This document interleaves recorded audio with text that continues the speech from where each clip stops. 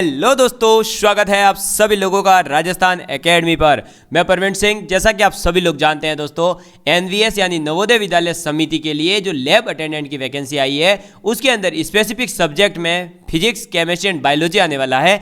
उसमें हम फिजिक्स के अंदर जो है इंपॉर्टेंट क्वेश्चंस की एक पूरा एमसीक्यू बैच चला रहे हैं और उस सीरीज के अंदर हम आज जो है दोस्तों नेक्स्ट क्वेश्चन की बात करेंगे। और नेक्स्ट क्वेश्चन हमारा क्या है दोस्तों? तो नेक्स्ट क्वेश्चन है रॉकेट डैश डैश डैश के सिद्धांत पर कार्य करता है। यानी रॉकेट जो है वो किस सिद्धांत पर काम करता है? तो रॉकेट काम करता है संवेग संरक्षण के सिद्धांत पर। ठीक है, अब आधों के दिमाग में आया सर ये रॉकेट का संवेग संरक्षण क्या होता है? संवेग संरक्षण का होता है मतलब केवल इतना कि किसी भी ऑब्जेक्ट के लिए मास और उसकी वेलोसिटी का मल्टीप्लिकेशन जो होता है वो हमेशा कांस्टेंट रहता है। ठीक है, और वो अगर कांस्टेंट रहता है तो संवेग संरक्षण रॉकेट में कैसे काम करता है? तो रॉकेट में दोस्तों इस प्रकार से काम करता है कि मान लो हम जो है रॉकेट बना देते हैं, इधर ये लो रॉकेट बना दिया बेटा। ठीक है, अब ये रॉकेट जो है ऐसे धुआं छोड़ता है पीछे, पता है ना, वाइट वाइट वाइट वाइट। उसी से तो आधों को तो उस वाइट धुएं से पता चलता है कि रॉकेट जा रहा है, वरना तो पता ही नहीं चलता है।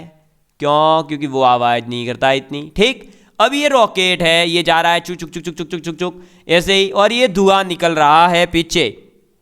तो आपको बता दूं, जो दोस्तों रॉकेट से गैस निकल रही है वो इतने ज़्यादा वेग से निकल रही है, ये इतना ज़्यादा इसका वेग होता है पीछे की ओर निकलने का कि रॉकेट को जो है फिर आगे की ओर धकेलती जाती है। तो जैसे जैसे रॉकेट आगे जाता है वैसे वैसे वेग जो है दोस्तों क्या करता है, उसको आगे लेकर जाता रहता है। तो हम ये कह सकते हैं कि किसी भी ऑब्जेक्ट के लिए क्या होगा? अरे भाई क्या होगा? मास इनटू वेलोसिटी यानी द्रव्यमान गुणा वेग जो है वो कांस्टेंट रहता है, क्योंकि जैसे जैसे ऊपर जाता रहेगा इसमें से वाइट वाइट खत्म होता रहेगा, वैसे वैसे इसकी स्पीड जो है दोस्तों क्या होती रहती है? अप होती रहती है। ठीक, चलो नेक्स्ट क्वेश्चन की ओर। नेक्स्ट क्वेश्चन है हमारे सामने कि एक मछुआरा क्या करता है? एक मछुआरा जो है झील में फंस गया। अब भाई साहब मच्छी पकड़ने गया तो बेचारे किसी जानवर को, किसी भी पशु पक्षी को आप पकड़ोगे तो भगवान आपको पाप तो करेगा। हाँ करेगा। तो जैसे ही वो मछुआरा मछली पकड़ने गया वो खुद झील के अंदर फंस गया, क्योंकि उसके मोटर बोट की जो मोटर थी वो खराब हो गई। ठीक है, अब जैसे ही मोटर बोट की मोटर खराब हुई तो मोटर बोट चलेगी नहीं। अब उसे किनारे तक पहुंचना है, क्या करना चाहिए? तो उसे अगर किनारे तक पहुंचना है तो वो क्या करेगा? जो दोस्तों आप बताइए, ऑप्शन पहला है कि नाव के अंदर ही किनारे की ओर चलना आरंभ कर देना चाहिए, उसे इकट्ठा की हुई मछलियों को किनारे से दूर फेंकना चाहिए, उसे नाव पर लेट जाना चाहिए, उसे इकट्ठा की हुई मछलियों को किनारे की ओर फेंकना आरंभ कर देना चाहिए। ये बताओ, जब मैंने अभी जस्ट पीछे रॉकेट वाला एग्जांपल दिया कि रॉकेट अगर इधर जा रहा है तो आप जो रॉकेट के अंदर बैठे हैं वो इधर जा रहे हैं, धुआं इधर है। ठीक है, अगर धुआं इधर जा रहा है तो रॉकेट इधर जा रहा है। ऐसे ही ये अगर हम जो है ऐसे झील मान लेते हैं, मान लो क्या है ये? झील है। क्या है ये? झील, लेक। ठीक, और सपोज करो ये यहाँ महानुभव जो है रॉकेट के अंदर ये क्या है, हमारे बोट के अंदर फंस चुके हैं। ठीक, जैसे ही ये बोट में फंसे हैं, अब अगर इनको इधर आना है ना तो इनको इस तरफ मछलियाँ फेंकनी होगी। इसका मतलब जैसे जैसे उसके किनारे की ओर आना है तो उसे किनारे से दूर की ओर मछलियाँ फेंक देना स्टार्ट कर देना चाहिए। तो वह व्यक्ति जो है वो मछलियों को, जो मछुआरा है जो मछलियों को पकड़ने गया था, वो किनारे की ओर आता जाएगा। समझ में आई बेटा? चलो नेक्स्ट क्वेश्चन की ओर। नेक्स्ट क्वेश्चन बहुत ही बेहतरीन है और वो ये कह रहा है कि जो एसएचएम होता है, सिंपल हार्मोनिक मोशन, सरल दोलन गति या फिर सरल आवर्त गति के बारे में। तो जो एसएचएम होता है उससे गुजरने वाले कण के लिए वेग को विस्थापन के मुकाबले में आलेखित किया जाता है। यानी जो एसएचएम है, उस बॉडी कोई कण है, पार्टिकल है, वो एसएचएम कर रहा है, उसके लिए वेग यानी वेलोसिटी और जो विस्थापन है यानी कि एस या डिस्प्लेसमेंट के लिए हमने क्या करा, एक ग्राफ बनाया, तो वो ग्राफ कैसा बनेगा? तो जो उसका ग्राफ बनेगा वो क्या बनेगा? उसका ग्राफ बनेगा एक दीर्घवृत्त, यानी कि क्या बनेगा? एक दीर्घवृत्त बनेगा। समझ में आ गई बात? तो एसएचएम से गुजरने वाले कण के लिए वेग और विस्थापन का ग्राफ बनाएंगे तो ये ऐसा इसलिए बनेगा क्योंकि आप लोग ये समझते हैं दोस्तों इलिप्स बनने की बात कर रहा है, ठीक है। दीर्घवृत्त यानी ये बन गया। अब ये बताइए कि आपको ये पता होगा कि जो कण है वो एक बार इधर जाएगा एक बार इधर आएगा, तो हाईएस्ट इधर वाला भी फिक्स हो गया, ठीक। ऐसे ही उसकी ये वाली डिस्टेंस भी फिक्स हो जाएगी, इसलिए इससे क्या बनेगा? एक दीर्घवृत्त बनेगा, ठीक। चलिए आगे बढ़ते हैं। नेक्स्ट क्वेश्चन है, शून्य में स्वतंत्र रूप से, यानी कि कोई ऑब्जेक्ट है जो कि क्या कर रहा है? फ्री हो गया है, फ्री फॉल कर रहा है। तो जब वह शून्य में स्वतंत्र रूप से गिरने वाली वस्तुओं की बात करें तो जो स्वतंत्र रूप से गिरती है उनका त्वरण जो है वो समान हो जाता है, क्योंकि वहाँ केवल एक त्वरण काम करता है और वह है गुरुत्वीय त्वरण स्मॉल जी। और स्मॉल जी गुरुत्वीय त्वरण का जो मान होता है वो कितना होता है? तो गुरुत्वीय त्वरण का मान होता है 9.8 मीटर पर सेकेंड स्क्वायर, ठीक है। तो शून्य में स्वतंत्र रूप से गिरने वाली वस्तुओं में समान त्वरण होगा। क्यों? क्योंकि वह गिर रही है मुक्त फ्री फॉल में, इसलिए तो वह गुरुत्व के अधीन गिरेगी, इसलिए उसका त्वरण जो है गुरुत्वीय त्वरण होगा और जिसका मान होता है 9.8 मीटर पर सेकेंड स्क्वायर। चलिए आगे बढ़ते हैं नेक्स्ट क्वेश्चन की ओर। नेक्स्ट क्वेश्चन है हमारे लिए दोस्तों क्या कि यदि क्या हो जाए? अरे यदि पृथ्वी के उपग्रह की कक्षा दीर्घवृत्ताकार होती, क्या होता? पृथ्वी के उपग्रह यानी कि जो सैटेलाइट्स है उनकी कक्षा दीर्घवृत्ताकार होती तो दीर्घवृत्त का तल क्या होता? तो जो दीर्घवृत्त का तल है वो क्या होता दोस्तों बताइए? दीर्घवृत्त का तल जो है वह कभी जो है पृथ्वी के केंद्र से जाता, मतलब पृथ्वी के जो उपग्रह हैं सैटेलाइट्स हैं उनकी कक्षा अगर दीर्घवृत्ताकार होती ना, ऐसे मतलब अति जो आपका इलिप्स टाइप में, तो दीर्घवृत्त का तल जो है वो पृथ्वी के केंद्र से जाता। अरे पृथ्वी के केंद्र से किस प्रकार जाता? तो सुनिए, देखो क्या होता है कि पृथ्वी का कोई उपग्रह जो है वो दीर्घवृत्ताकार कक्ष में अगर घूमेगा तो पृथ्वी का जो केंद्र होगा, पृथ्वी का जो सेंटर होगा वो उस कक्षा के एक फोकस की तरह होगा। तो इसका मतलब हम ये कह सकते हैं कि दीर्घवृत्त जो है अगर उसका क्या होता, दीर्घवृत्त से अगर वो घूम रहा होता क्या पृथ्वी का उपग्रह, तो वह पृथ्वी के केंद्र से जाता। आगे देखिए नेक्स्ट क्वेश्चन है, स्प्रिंग का काठिन्य है। स्प्रिंग का काठिन्य यानी स्प्रिंग का जो कांस्टेंट होता है, स्प्रिंग कांस्टेंट जो होता है ये आप पढ़ते हैं SHM टॉपिक के अंदर, यानी सिंपल हार्मोनिक मोशन के अंदर। तो जो स्प्रिंग का काठिन्य होता है उसका मतलब केवल इतना है कि स्प्रिंग का काठिन्य स्प्रिंग की जो भारवाहिका धारिता है, यानी कि इंग्लिश में अगर थोड़ी सी बात करूं मैं तो जो आपका एक आपने देखा होगा ऐसा स्प्रिंग तुला होता है, आपके स्प्रिंग वेटेजेबल जो होता है वो फिर जैसे ही आप बाहर नीचे लगाते हैं यहाँ वो फिर नीचे लेकर के आता है। तो जो स्प्रिंग है उसके अंदर लगी हुई उसका काठिन्य किसको रिप्रेजेंट करेगा? उसकी जो यहाँ पाठ्यांक आएंगे, उसकी जो रीडिंग आएगी वो किसको रिप्रेजेंट करेगी? स्प्रिंग की जो भारवाहिका धारिता यानी उसने कितना भार जो है वहन कर रखा है, उसकी कितनी धारिता है उसको कहा जाता है। और जितना स्प्रिंग का काठिन्य अधिक होगा उस भार की भारवाहिका जो है क्षमता है वह भी उतनी ही अधिक होगी। यानी हम ये कह सकते हैं काठिन्य जो होता है स्प्रिंग का वो डायरेक्टली प्रोपोर्शनल होता है उसके भारवाहिका धारिता के, ठीक है, भारवाहिका धारिता के। क्लियर है इतनी बात? चलिए आगे बढ़ते हैं नेक्स्ट क्वेश्चन की और। नेक्स्ट क्वेश्चन है हमारे पास जी यानी कि ग्रेविटेशनल कांस्टेंट। किसकी बात हो रही है? Gravitational constant. इस ग्रेविटेशनल कांस्टेंट की यूनिट जो है वो क्या होती है, तो जो g है ग्रेविटेशनल कांस्टेंट है, इसकी यूनिट होती है न्यूटन मीटर स्क्वायर पर किलोग्राम स्क्वायर। कितनी होती है? न्यूटन मीटर स्क्वायर पर किलोग्राम स्क्वायर। और आप लोग जानते हैं गुरुत्वाकर्षण नियम के अनुसार Fg बराबर यानी ग्रेविटेशनल फोर्स बराबर होता है g m1 m2 upon r square. आपको ये पता होगा कि आपका g जो है वो एक कांस्टेंट है, m1 m2 उसके द्रव्यमान है जिनके बीच आप गुरुत्वाकर्षण बल निकालना चाहते हैं, r जो है उन दोनों के बीच की दूरी है। तो यहाँ से अगर हम g बराबर लिखना चाहें तो हम ये लिख सकते हैं f into r square upon में m1 m2। इसका मतलब f का जो है आप जानते हैं नियतांक जो मात्रक है वो क्या होता है, इकाई क्या होती है? अरे भाई क्या होती है? न्यूटन। r यानी मीटर, तो ये हो गया न्यूटन मीटर स्क्वायर अपॉन में द्रव्यमान का स्क्वायर यानी kg का स्क्वायर।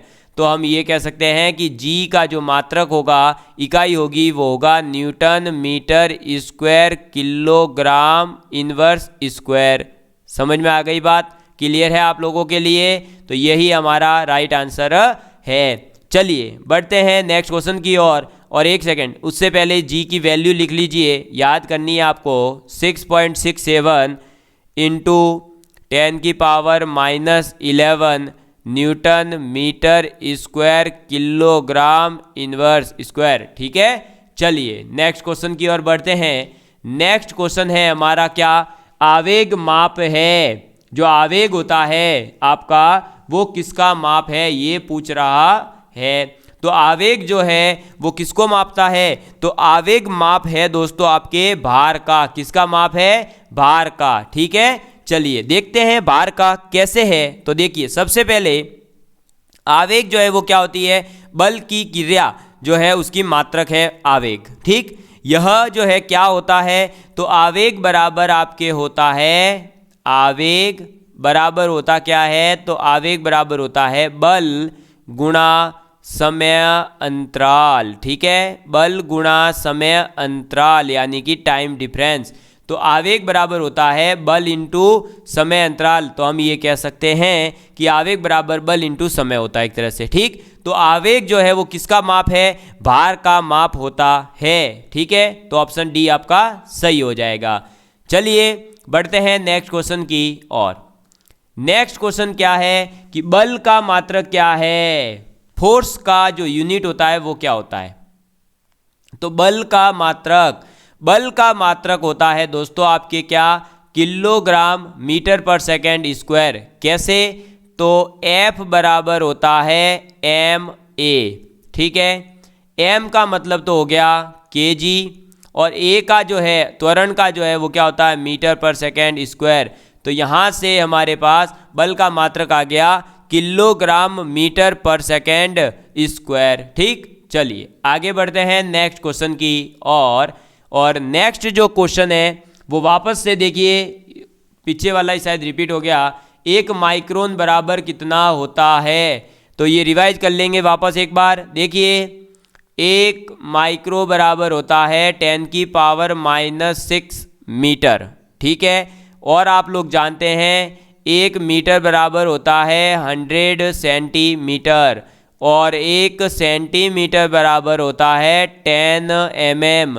तो हम ये कह सकते हैं कि 1 माइक्रो बराबर हो गया 10⁻⁻6 गुणा 100 गुणा 10 और ये कन्वर्ट होकर के आ जाएगा कितना? तो ये आ जाएगा 10⁻³ mm और ये हो जाएगा 0.01 mm। समझ में आ गई बात? तो ऑप्शन नंबर डी जो है आपका सही हो जाएगा। ठीक है, चलिए बढ़ते हैं नेक्स्ट क्वेश्चन की ओर। और अगर आप लोगों को दोस्तों वीडियो देखने में मजा आता है ना, तो यार बस लाइक कर दिया करो, बस लाइक कर दिया करो। उसके अलावा कुछ भी नहीं चाहिए। कंप्लीट फ्री आपकी एग्जाम तक 9, 10, 11 मार्च को जो आपका एग्जाम होने वाला है तब तक आपके लिए फ्री ये एजुकेशन बैच जो है चलाया जा रहा है। आपको तो बस पढ़ाई पे ध्यान देना है। नेक्स्ट क्वेश्चन देखिए क्या है कि तापमान का एसआई मात्रक है। जो तापमान होता है, टेम्परेचर होता है, उसकी एसआई यूनिट क्या है? उसका एसआई मात्रक क्या है?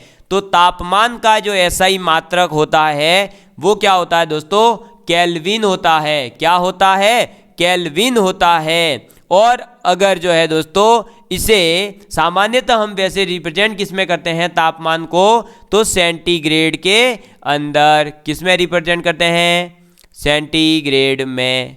समझ में आ गई बात। और अगर हम बात करें तो आप जो है 1 केल्विन बराबर कह सकते हैं -273 सेंटीग्रेड। ठीक, चलिए आगे बढ़ते हैं।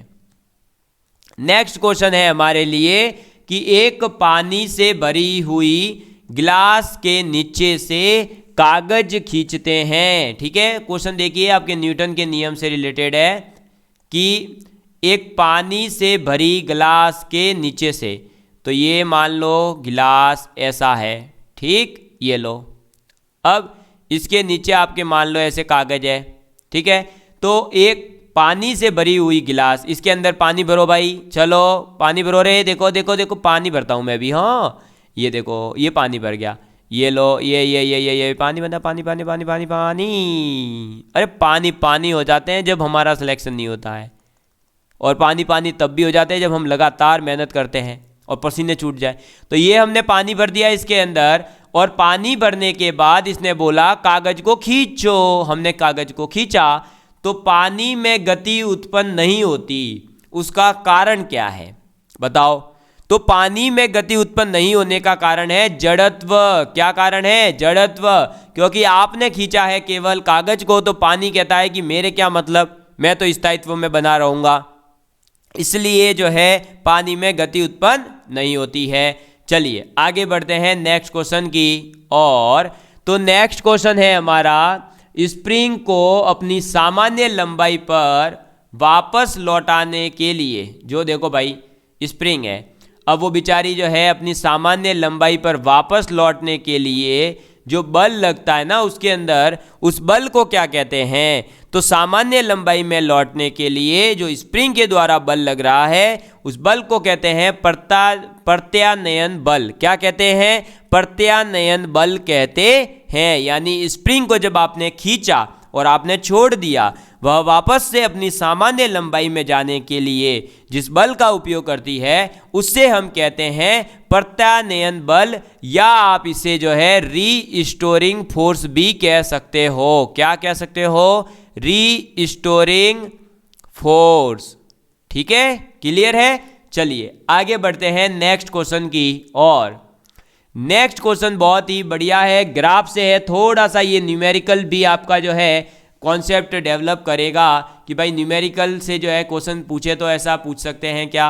देखिए क्वेश्चन क्या है, आपको समय और वेग यानी काल और वेग के बीच में ग्राफ दे दिया गया, आपसे पूछा मंदन का भाग। सबसे पहले हम समझते हैं मंदन का मतलब क्या है। तो मंदन का मतलब है त्वरण का विपरीत।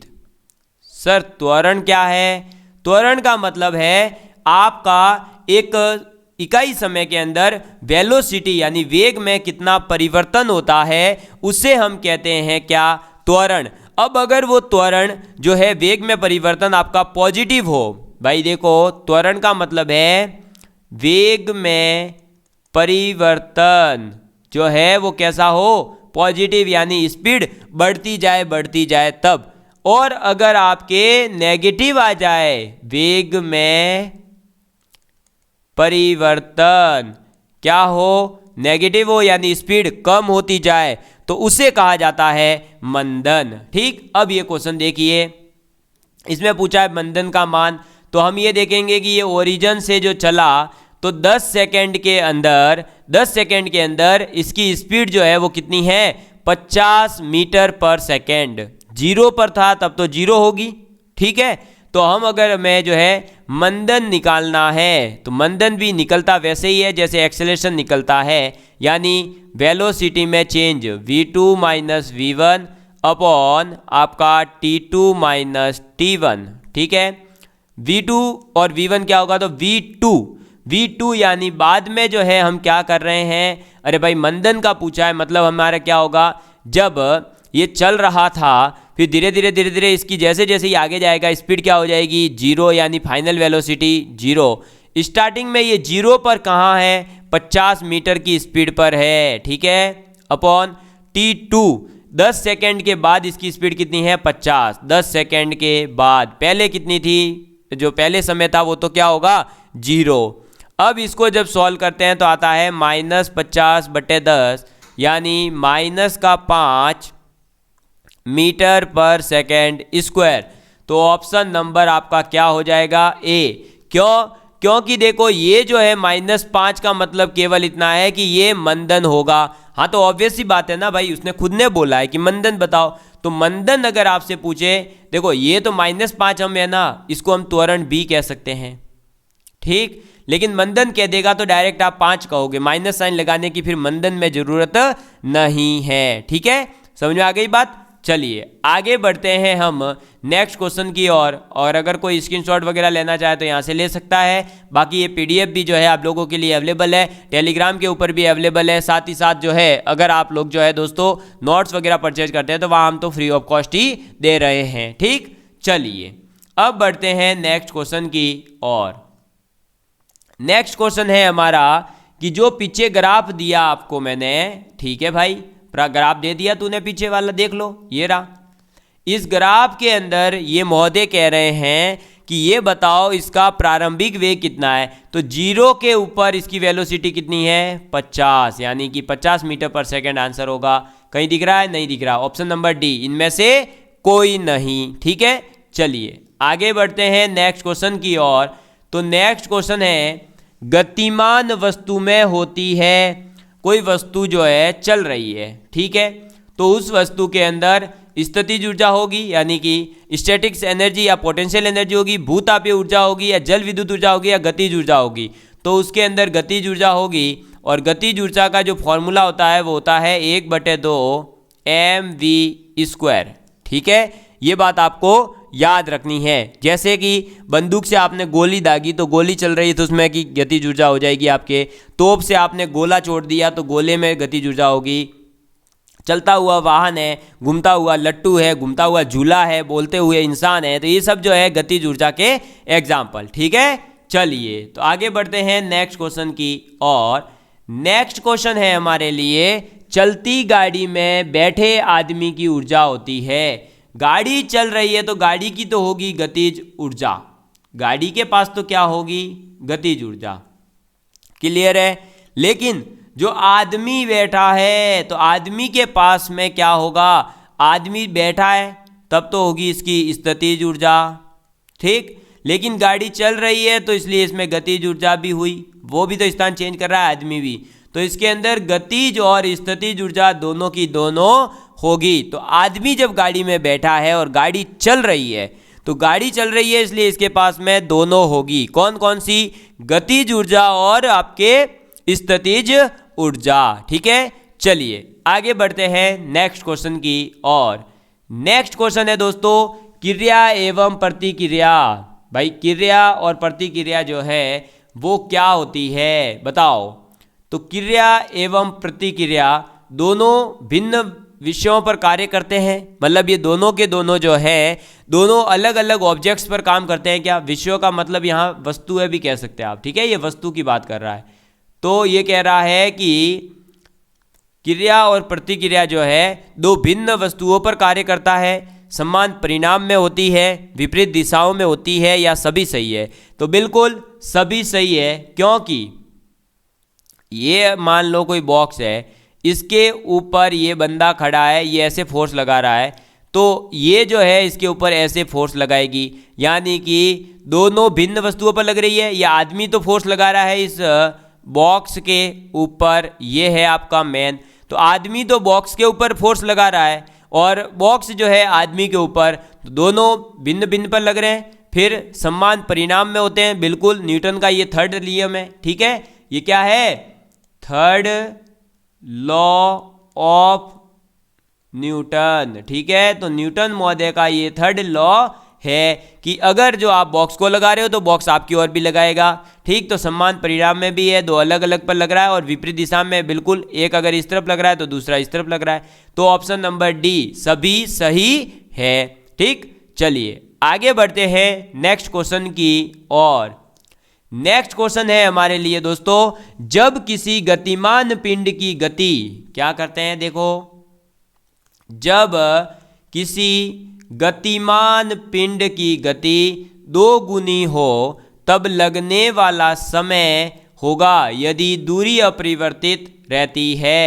तो ये कह रहा है कि भाई देखो इधर गति, देखो पहला केस इधर, ठीक है, और दूसरा केस इधर। मैं हमेशा यही मेथड फॉलो करता हूँ, मैथ्स हो, फिजिक्स हो, केमिस्ट्री हो, दो जब ऐसे कंडीशंस की बात आ रही हो कि ये था अब ये हुआ, तो पहले इधर दूसरा इधर, और इधर लिख दो जो की बात हो रही है। तो पहले बात हो रही है एक तो वेग की, एक बात हो रही है समय की, और एक बात हो रही है दूरी की। ठीक है, चलिए तो अब देखेंगे दोस्तों। तो देखो पहले वेग, देखो जब किसी गतिमान पिंड की गति 2 गुनी, यानी पहले वेग आप मान लो v है, तो दूसरी बार अब जो है 2v हो चुका है। ठीक है, सेकंड कंडीशन मतलब तब लगने वाला समय होगा। तो पहले मान लो समय लग रहा था कैपिटल T, तो अब कितना लगेगा, मान लो x लग रहा है, हमें ज्ञात निकालना है। यदि दूरी अपरिवर्तित है, यानी पहले दूरी s थी अब भी दूरी s है, तो अब फॉर्मूला जो है वो पहले वाले के लिए लगाओ पहले। तो क्या होता है फॉर्मूला, अरे फॉर्मूला होता है दूरी बराबर समय गुणा वेग। ठीक है, आपको इतना एग्जाम में टाइम नहीं देना है, ये तो मैं समझा रहा हूं इसलिए। तो दूरी बराबर समय गुणा वेग, यानी s बराबर हो जाएगा आपके v गुणा t। ठीक, ये आ गया फर्स्ट केस। सेकंड में क्या हो रहा है, तो सेकंड में हो जाएगा s बराबर 2v गुणा x, ये हुआ सेकंड केस। इन दोनों का डिवाइड कर देंगे तो हमारे पास vt अपॉन में आ जाएगा 2vx बराबर 1/1, यानी vt बराबर 2vx। ठीक है, यहाँ पर मचा दो काटा पाटी, यानी v से v गया, तो x बराबर क्या आ गया, अरे x बराबर आ गया t/2। क्लियर है बात। तो पहले जितना समय लग रहा था उस समय का अब जो है आधा हुआ या नहीं, बिल्कुल आधा हो चुका है, तो ऑप्शन नंबर बी आधा हो जाएगा। ठीक है, तो जब किसी गतिमान पिंड की गति 2 गुना है, अब 2 गुना कर देते हो तो समय जो है आधा हो जाता है, अगर दूरी को कांस्टेंट रखा जाए तो। ठीक है, चलो आगे बढ़ते हैं। नेक्स्ट क्वेश्चन है हमारा कि विभवांतर मापने के लिए आप कौन सी युक्ति प्रयुक्त करते हो, या फिर आपसे पूछा जा रहा है विभवांतर यानी पोटेंशियल डिफरेंस मापने के लिए प्रयुक्त युक्ति को जाना जाता है। तो जो पोटेंशियल डिफरेंस है उसको नापने के लिए किसका उपयोग किया जाता है, वोल्ट मीटर का, यानी ऑप्शन नंबर सी वोल्ट मापी का उपयोग किया जाता है। ठीक है, समझ में आ गई बात। चलिए आगे देखो, अमीटर किस में काम आता है, तो अमीटर काम आता है धारा नापने के। ठीक है, गैल्वेनोमीटर जो होता है इसको हम कभी अमीटर के रूप में उपयोग कर सकते हैं, इसमें प्रतिरोध जोड़ करके, कभी इसको जो है आप किस में उपयोग कर सकते हो, वोल्ट मीटर में। ठीक है, ये क्वेश्चन भी आप याद रखना कि अगर गैल्वेनोमीटर को आप जो है कन्वर्ट करना चाहते हैं वोल्ट मीटर में, तो आप क्या करेंगे, लो रेजिस्टेंस यानी कि निम्न प्रतिरोध पैरेलल में ऐड करेंगे। क्या करेंगे, पैरेलल में जोड़ेंगे। ठीक है, अगर आपसे पूछा जाए गैल्वेनोमीटर को वोल्ट मीटर में बदलना है तो बताओ क्या करूं, तो गैल्वेनोमीटर के पैरेलल में समांतर में आप एक लो रेजिस्टेंस यानी निम्न प्रतिरोध जोड़ेंगे। और अगर इसी गैल्वेनोमीटर को हमें यूज करना है अमीटर की तरह, तो आप क्या करेंगे, तब आप जो है हाई रेजिस्टेंस सीरीज में जोड़ देंगे, यानी श्रेणी क्रम में जोड़ेंगे। समझ में आ गई बात। तो ये चीज आपको याद रखनी है, जोड़ेंगे। तो क्या याद रखेंगे, देखो, और ये विभव मापी तो है पोटेंशियोमीटर, और पोटेंशियोमीटर जो है पूरा एक परिपथ होता है। ठीक है, अब देखिए याद रखेंगे आप क्या क्या, वोल्ट मीटर क्या करता है, वोल्ट नापने के काम आता है, विभवांतर अमीटर क्या करता है, धारा नापने के, विद्युत धारा को, ठीक है। और गैल्वेनोमीटर जो है उसको आप दो तरह से उपयोग कर सकते हैं। अगर उसके पैरेलल में आपने रेजिस्टेंस जोड़ दिया, लो रेजिस्टेंस, तो ये काम करेगा वोल्टमीटर की तरह। अगर इसके सीरीज में हाई रेजिस्टेंस जोड़ दिया तो ये काम करेगा अमीटर की तरह, ठीक। चलिए नेक्स्ट क्वेश्चन है हमारा, एंगस्ट्रम क्या मापता है। अरे एंगस्ट्रम क्या है, एंगस्ट्रम क्या मापेगा, तो एंगस्ट्रम जो है एक दूरी का मात्रक है, क्योंकि एक एंगस्ट्रम बराबर होता है 10⁻⁻10 मीटर। इतना तो मुझे लगता है आपको पता ही है कि एक एंगस्ट्रम बराबर होता है 10⁻10 मीटर, और ये मापता है दूरी को। तो आवृत्ति नहीं होगी, आवर्तकाल नहीं होगा, समय नहीं होगा, तरंग दैर्ध्य को जो है मापने के ये काम आता है, ठीक है। चलिए बढ़ते हैं नेक्स्ट क्वेश्चन की, और नेक्स्ट क्वेश्चन है, जो टैकोमीटर होता है वह उपकरण जिससे मापा जाता है। तो टैकोमीटर वह उपकरण है जिससे आप क्या नापोगे, अरे टैकोमीटर से हम चाल मापते हैं। क्या मापते हैं, चाल मापते हैं, ठीक है। और यह जो है हमें क्या बताता है, और चाल जो है टैकोमीटर में कैसे मापी जाती है, तो ये मापी जाती है रेट ऑफ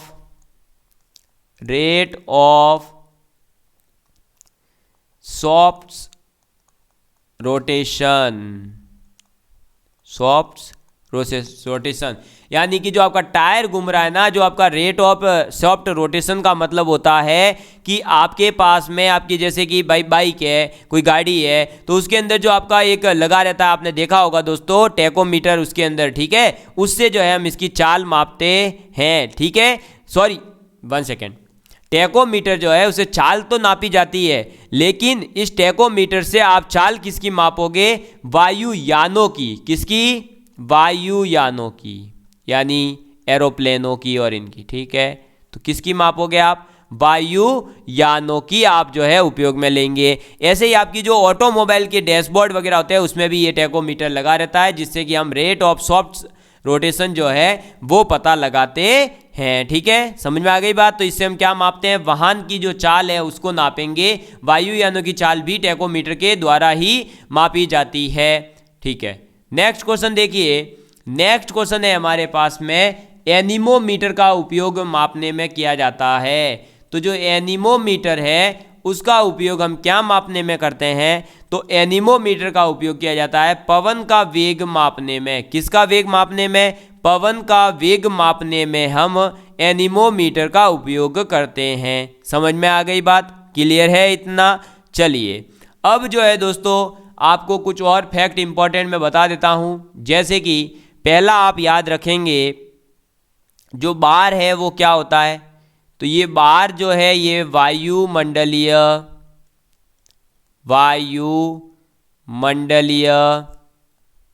दाब यानी एटमॉस्फेरिक प्रेशर जो होता है उसकी इकाई है।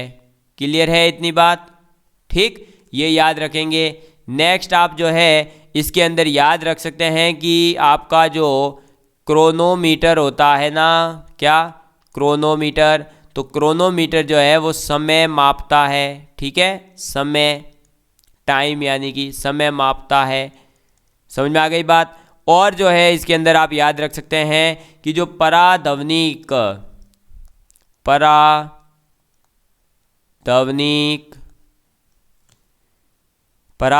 गति, उसको आप किस में मापते हैं, तो इसको आप मापते हैं मैक के अंदर। समझ में आ गई बात। और आप इसके अंदर ये याद रख सकते हैं कि मैनोमीटर का जो उपयोग है किसका, देखो वायुमंडलीय दाब के लिए तो बार इसकी इकाई है, लेकिन जो आपका मैनोमीटर होता है, क्या, मैनोमीटर, तो इस मैनोमीटर का जो उपयोग है वो आप कहाँ कर सकते हो, तो इसका उपयोग दाब मापने के लिए। क्लियर है इतनी बात, ठीक है। और आप क्या याद रखेंगे कि जो ताप की SI इकाई है वो केल्विन है, मैंने आपको बता ही दिया है, ठीक है। ये चीज़ें आपको याद रखनी है। और अब जो है दोस्तों एक लास्ट में बता देता हूँ, जैसे जैसे मतलब आपके लिए जो जो इम्पोर्टेंट मुझे लगेगा मैं हर वीडियो में ऐसे ही लिखवाते रहूँगा। तो जो एक फैदम है उसका मतलब क्या है, तो 6 फीट, ठीक है। एक फैदम का मतलब होता है 6 फीट। यहाँ तक की बातें दोस्तों ये थी हमारे किसकी बातें, ध्वनि और जो आपका गति की और मापन जो है उसके बारे में, यानी मेजरमेंट और जो काइनेमेटिक्स है उसके बारे में। अब हम नेक्स्ट वीडियो के अंदर बात करेंगे बल, कार्य, शक्ति और ऊर्जा, यानी फोर्स, वर्क, पावर, एनर्जी, इन चारों से संबंधित जैसे जैसे क्वेश्चन आपके एग्जाम में पूछे जा सकते हैं या जो पूछे गए हैं उन सभी को एक साथ हम कवर करेंगे। फिर ऐसे ही हमारे जो है एग्जाम तक में मैं फिजिक्स केमिस्ट्री को जो है कंप्लीट करवाने की पूरी कोशिश करूंगा। ठीक है दोस्तों, तो love you all of you और अपना प्यार इसी तरह बनाए रखिएगा। धन्यवाद दोस्तों।